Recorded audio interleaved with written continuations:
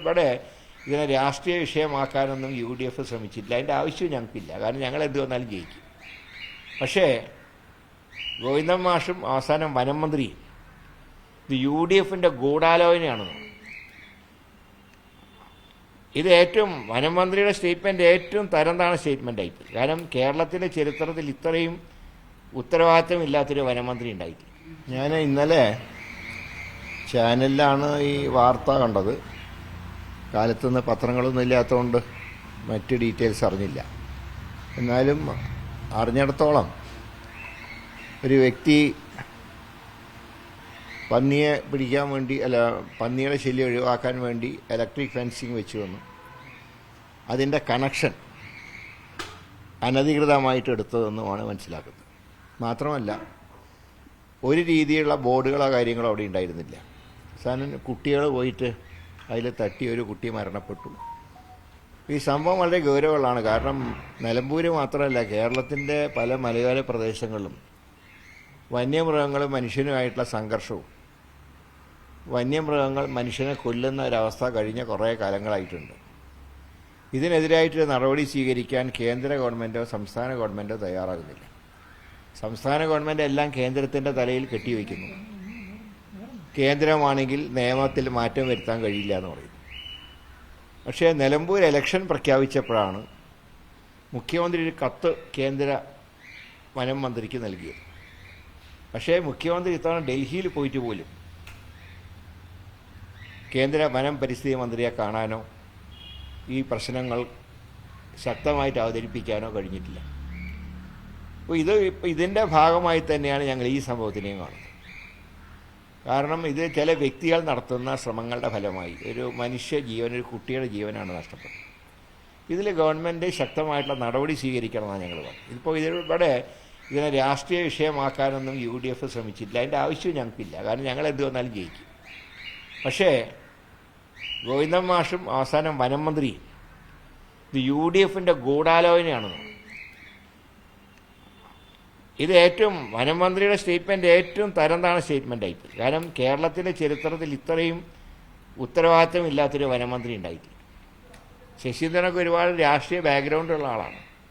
കോൺഗ്രസ് പാരമ്പര്യത്തിൽ വളർന്നു വന്ന ഒരാളാണ്. അദ്ദേഹത്തിന് എങ്ങനെയാണ് അദ്ദേഹത്തിൻ്റെ വകുപ്പിൻ്റെ ഒരു പിഴവിനെ എങ്ങനെയാണ് പ്രതിപക്ഷത്തിൻ്റെ തലയിൽ കെട്ടിവയ്ക്കാൻ നോക്കുന്നത്? ഞാൻ ഇത്രയേ പറയുന്നുള്ളൂ. ഇത് രാഷ്ട്രീയമല്ല നോക്കേണ്ടത്. ഒരു കുഞ്ഞിൻ്റെ ജീവൻ നഷ്ടപ്പെട്ടത് ഇവിടെ വന്യമൃഗമല്ല വില്ലൻ. ഇവിടെ ചില വ്യക്തികളാണ് വില്ലന്മാരായിട്ട് വന്നത്. അത് ആരാണെങ്കിലും ശക്തമായിട്ടുള്ള നടപടിയെടുക്കാൻ ഗവൺമെൻറ് തയ്യാറാകണം. ഇതുപോലുള്ള സംഭവങ്ങൾ മേലിൽ ആവർത്തിക്കരുത്.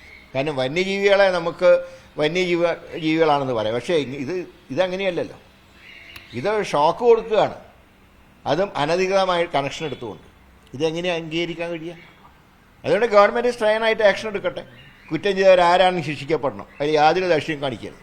അതാണ് ഞങ്ങളുടെ അഭിപ്രായം. പക്ഷേ പ്രതിഷേധം നടത്തുന്നു. അത് പ്രതിഷേധം നടക്കുന്ന ഒരു കുട്ടി മരണപ്പെടുമ്പോൾ പ്രതിഷേധിക്കാതിരിക്കാൻ പറ്റൂ?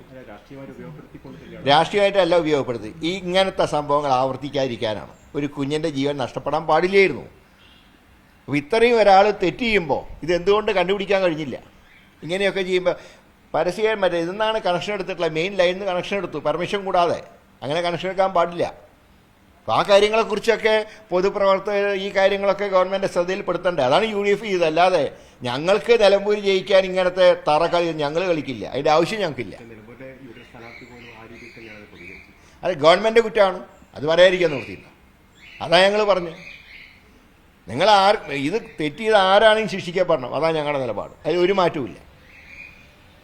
അതോടൊപ്പം തന്നെ ഈ വന്യമൃഗങ്ങളുടെ കാര്യത്തിൽ മുഖ്യമന്ത്രി വളരെ വൈകിട്ടാണ് കത്ത് കൊടുക്കുന്നത്.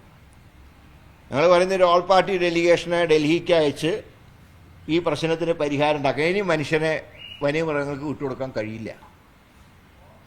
ഇപ്പോൾ 1972 വന്യജീവി നിയമമാണല്ലോ പറയുന്നത്. ആ കാലഘട്ടം മാറി. അന്ന് മനുഷ്യൻ കാട്ടിൽ കയറി മൃഗങ്ങളെ വെടിവെച്ച് കൊല്ലുന്ന കാലമായിരുന്നു. അന്ന് ഏറ്റവും എല്ലാവർക്കും ഇഷ്ടപ്പെട്ട വിഭവങ്ങൾ മറ്റേ വെടിയിറച്ചിയായിരുന്നു ആ കാലത്ത്. അങ്ങനെ മൃഗങ്ങളെ കാട്ടിൽ കയറി കൊല്ലാൻ തുടങ്ങി. ഇവിടെ അങ്ങനെയല്ല. മൃഗങ്ങൾ പെറ്റി വരികി നാട്ടിലേക്ക് വരികയാണ്. ഇത് തടയണ്ടേ? 72 ശേഷം ഭരണഘടന എത്ര തവണ ഭേദഗതി ചെയ്തിട്ടുണ്ട് ഈ രാജ്യത്ത്? വന്യജീവി മാത്രമാണോ ഭേദഗതി ചെയ്യാൻ പറ്റാത്ത ഒരു കാര്യം? അപ്പോൾ കേന്ദ്രത്തിനും തെറ്റുണ്ട്, കേരളത്തിനും തെറ്റുണ്ട് ഇക്കാര്യം. ഇപ്പോഴാണ് പറയുന്നത് കാട്ടുപന്നീനെ കൊന്നാൽ എങ്ങനെ സംസ്കരിക്കുന്നു എന്ന് നിങ്ങൾ നോക്കേണ്ട കാര്യമില്ല എന്ന് മുഖ്യമന്ത്രി ഇലക്ഷൻ പ്രഖ്യാപിച്ചപ്പോഴാണ് പറയുന്നത്. ഇതുവരെ പറഞ്ഞാൽ എന്താ, ഇത്ര അടി താഴ്ചയിൽ കുഴിച്ചിടണം, കുഴിച്ചിട്ടാൽ മാത്രം പോരാ, ആദ്യം പെട്രോൾ ഒഴിച്ച് കത്തിച്ചതിന് ശേഷം മൂടണം, ഇതൊക്കെയല്ലേ പറഞ്ഞിരുന്നത്. അന്നേ വല്ലതും പറഞ്ഞാണ് വെളിച്ചെണ്ണ ഉപയോഗിച്ച് കഴിക്കേണ്ടവർക്ക് കഴിക്കാം. ഇപ്പം ഇലക്ഷൻ പ്രഖ്യാപിച്ചപ്പോഴാണ് വന്യമൃഗങ്ങൾ മനുഷ്യനെ ആക്രമിക്കുന്ന വിവരം മുഖ്യമന്ത്രി മനസ്സിലാക്കുന്നത്. അതുകൊണ്ട് ഈ ഒറ്റ കാര്യം ഞാൻ പറയുന്നുള്ളൂ, മനുഷ്യജീവൻ നഷ്ടപ്പെടാൻ പാടില്ല. അതിന് സ്റ്റേണായിട്ടുള്ള ആക്ഷൻ കേന്ദ്ര സംസ്ഥാന സർക്കാരുകളുടെ ഭാഗത്തുണ്ടാവും. ഈ വന്യജീവിയുടെ ശല്യം ഉണ്ടായിരുന്നെങ്കിൽ അവിടെ പഞ്ചായത്തിന് ആൾക്കാർക്കൊരു ആക്ഷൻ എടുക്കാൻ കഴിയുമായിരുന്നില്ലേ? പഞ്ചായത്തിന് നിവർത്തിയില്ല. കാരണം പഞ്ചായത്ത് പ്രസിഡന്റിനെ ഉൾപ്പെടെ അകത്താക്കും ഇപ്പോഴത്തെ നിയമം അനുസരിച്ച് നോക്കിയാൽ. സ്റ്റേറ്റ് ഗവൺമെൻറ്റാണ് ഉത്തരവാദിത്വം, അല്ല പഞ്ചായത്തിൻ്റെ തലയിൽ കെട്ടിവെച്ചിട്ട് കാര്യമില്ല.